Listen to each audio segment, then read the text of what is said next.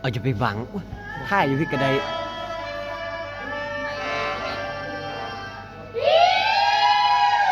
เต็มบ่มาชอบของแกงโอ้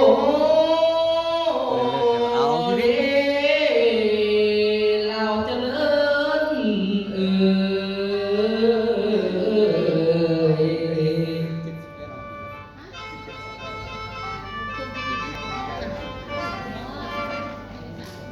โอ้นอนับแต่สามตั้งขึ้นจากทาเล่าระบอกไหม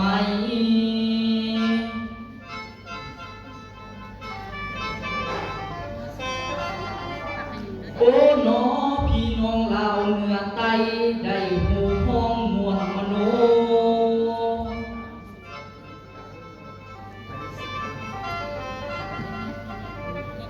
โอ้นอก้าวเข้ามาถึงบ้านการกินและการเที่ยว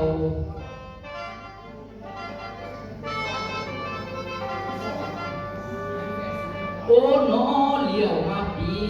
2024นี้รัฐได้ออกหัวข้อส่งเสริมการท่องเที่ยว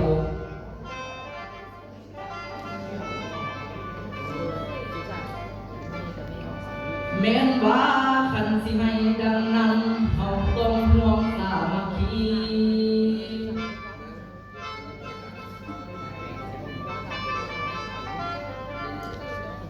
โอ้น้อมีความผูกพันไม่มีพี่น้องลาวทั้งชาติไล่สดวะไล่สดโอ้น้อบาดพี่น้องต่างแดนเป็นที่มาต่างดาวหันเฮาเมื่อได้สูญเด